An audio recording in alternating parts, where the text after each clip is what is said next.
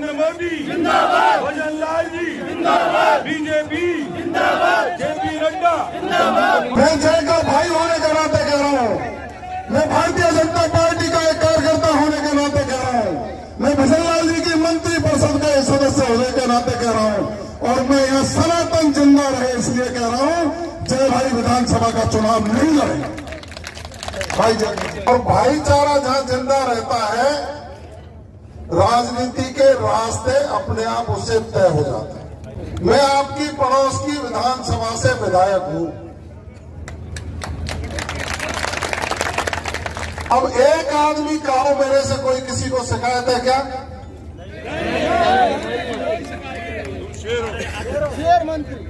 मैंने रामगढ़ की धरती पर आकर के आपको वचन दिया था कि भले ही मैंने नगर की जनता के मतों से मैं विधायक बना हूं, लेकिन जितना अधिकार नगर का है उतना ही अधिकार रामगढ़ की जनता का। कहा था या नहीं कहा था? मैंने ये भी कहा था कि जय आहूजा भले ही विधायक नहीं बने हो, आपका जोश और खरोश उस समय ठंडा था जिस समय मौका मिला था। मैं सत्य कहने से नहीं चूका, जिस समय मौका था उस समय आप ठंडे थे। मैं तो जय आहूजा को धन्यवाद दूंगा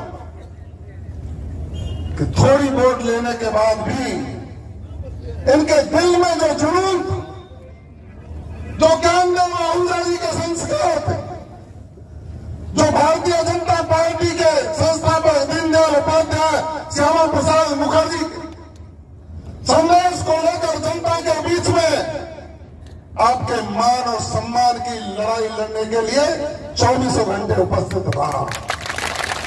जब भी किसी मेड़ पर खड़ा होकर के जय आहूजा ने फोन किया हो कि फला अधिकारी रामगढ़ की जनता की आवाज नहीं सुन रहा है, मैंने उसी समय कहा होगा माइक ऑन करिए, ये जय आहूजा नहीं, ये जवाहर बेगम बोल रहा है।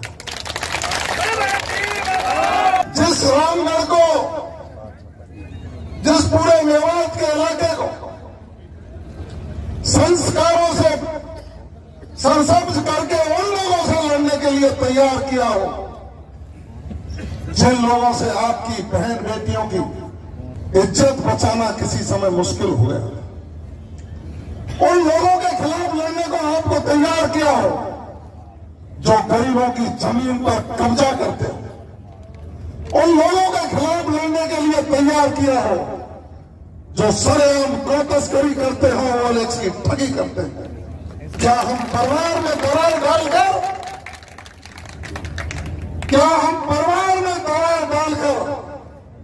उन्हीं लोगों को मौका देना चाहते हैं? बताइए आप। और यदि उन लोगों को मौका देना चाहते हैं तो मेरे ऊपर आशीर्वाद क्यों दिया आप लोगों? उन्हीं लोगों को वो मौका दे देते, उन्हीं लोगों को मौका आपने पहले दे दिया। 10 महीने आपने कष्ट भोगे, मैं तो धन्यवाद दूंगा जय को कि आपके बीच में जाकर के आपके सुख दुख में शामिल रहा। आवश्यकता है अपनी व्यवस्थाओं को बनाकर भाईचारे में दरार नहीं हो। विधायक कौन बनेगा कौन नहीं बनेगा ये जरूरी नहीं है। यहां से कमल का फूल जीत करके भजन लाल जी की झोली में जाए, ये प्राथमिकता हमारी। माननीय भजन लाल शर्मा जी ने विधायकों की जितनी नहीं मानी होगी जितनी जय आहूजा जो लिख के दे दिया, उस काम को मंजूर करने का काम किया। जो रात को कह दिया उसको सुबह पालन करने का काम किया। आज वो प्रदेश के मुख्यमंत्री हैं, आदरणीय ज्ञानदेव आहूजा जी की मंशा जय भाई ने कही है। मैं तो कहूंगा कि वृद्ध माता पिता यदि कोई बात कहे तो सपूत वही बेटा है जो उसका पालन करे। मैं कह रहा हूं, कुलदीप जी ने बहुत बड़ी बात कह दी है। हम माननीय भजन लाल जी की कैबिनेट के 2 सदस्य आपके बीच में बैठे, या तो एक बात कह दो। एक बात और कहना चाह रहा हूं, 7 जगह चुनाव हो रहे, 7 जगह। कितने जगह हो रहे? रामगढ़ के अलावा कोई मंत्री कहीं गए हो?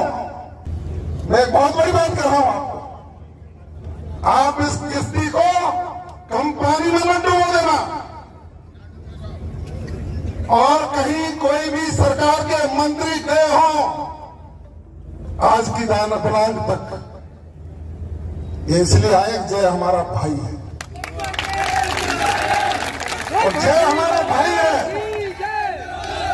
जय हमारा भाई है तो जीवन पर्यंत अपना वचन निभाने का वादा आप लोगों से कर सकते हैं। छोड़िए सारी बातों को, पंच परमेश्वर हमारे ऊपर है, पंच परमेश्वरों का आशीर्वाद हमारे ऊपर है। ज्ञानदेव आहूजा जी की आस्था और उनकी बात का पालन करते हुए आज एक ही उद्देश्य है कि रामगढ़ विधानसभा में सनातन जैसे जिंदा रहे। मैं तो अब कहूंगा, अध्यक्ष जी आपसे इजाजत ले रहा हूं, झोली मार रहा हूं आपसे। यदि मुझे आप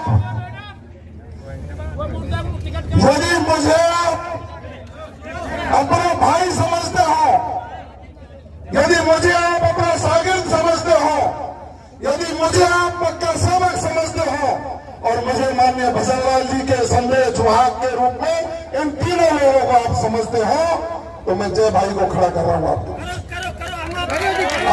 मेरी बात सुन लो, मेरी बात सुन लो अध्यक्ष जी, आपसे चरण छू करके निवेदन करना चाह रहा हूं। ये जय भाई जय और वीरू की जोड़ी तो नहीं, जय और जवाहर की जोड़ी है।